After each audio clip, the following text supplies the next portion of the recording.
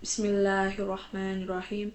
Assalamualaikum warahmatullahi wabarakatuh. Alhamdulillahilladzi hadana lihadza wa ma kunna linahtadiya law an hadanalah.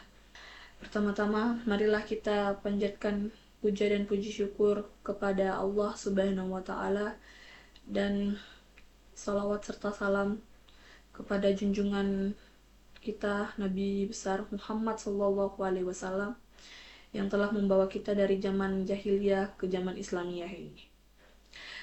Perkenalkan, saya Nabila Humaira Azahra dari Prodi Teknologi Informasi akan menyampaikan tentang materi masuknya Islam ke Indonesia.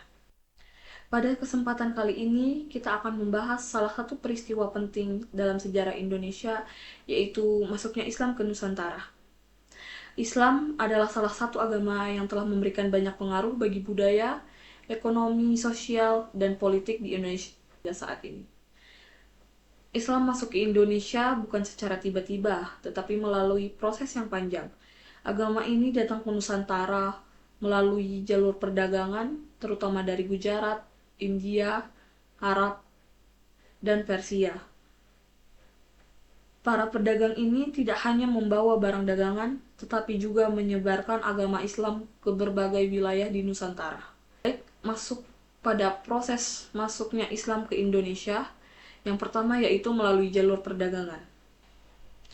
Jalur perdagangan memainkan peran besar dalam penyebaran Islam di Nusantara. Nusantara sejak dulu dikenal sebagai kawasan yang strategis karena menjadi jalur perdagangan rempah-rempah. Para pedagang dari Arab, India, dan Persia singgah di pelabuhan-pelabuhan besar seperti Malaka, Aceh, dan Gresik. Ketika para pedagang menetap sementara atau bahkan menikah dengan penduduk lokal, mereka pun memulai memperkenalkan agama Islam kepada masyarakat sekitar. Secara bertahap, Islam pun diterima oleh sebagian besar masyarakat Nusantara. Yang kedua, melalui penyebaran oleh ulama dan sufi. Selain para pedagang, ulama dan sufi juga turut menyebarkan Islam. Mereka datang ke Nusantara untuk mengajarkan agama Islam dengan cara yang lemah lembut dan penuh hikmah.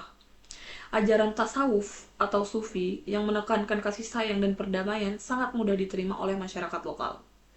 Salah satu metode dakwah yang paling terkenal adalah Wali Songo di Pulau Jawa, yang menggunakan pendekatan budaya seperti kesenian, wayang, dan gamelan untuk menyebarkan Islam secara damai. 3. Melalui perkawinan dan hubungan sosial. Perkawinan antara para pedagang muslim dengan penduduk lokal juga mempermudah penyebaran agama Islam. Anak-anak yang lahir dari pernikahan ini biasanya dibesarkan dalam budaya Islam dan meneruskan ajaran tersebut kepada generasi berikutnya. Berikut juga terdapat faktor kenapa Islam bisa diterima di Indonesia. Faktor penerimaan Islam dan masyarakat Indonesia, ada beberapa alasan mengapa masyarakat Indonesia menerima Islam dengan relatif mudah. Yang pertama, fleksibilitas. Ajaran Islam yang masuk ke Indonesia tidak mengubah tradisi lokal, tetapi berbaur dan mengakomodasi adat istiadat yang sudah ada. Kedua, dakwah yang damai. Penyebaran Islam dilakukan dengan damai tanpa paksaan sehingga masyarakat lokal merasa nyaman untuk memeluk Islam. Ketiga, sistem ekonomi dan sosial yang terbuka. Islam juga membawa sistem ekonomi yang berbasis perdagangan yang relevan dengan kondisi masyarakat Nusantara pada saat itu. Juga ada dampak masuknya Islam di Indonesia. Pertama, di bidang sosial dan budaya. Banyak tradisi dan bahasa di Indonesia yang dipengaruhi oleh ajaran Islam. Misalnya tradisi Maulid Nabi, kaligrafi Arab, dan pengaruh bahasa Arab dalam bahasa Indonesia. 2. Dalam bidang politik. Islam memberikan pengaruh besar pada pembentukan kerajaan-kerajaan Islam di Indonesia, seperti kerajaan Samudra Pasai, Demak, Aceh, dan Ternate. Dan terakhir, pada bidang pendidikan.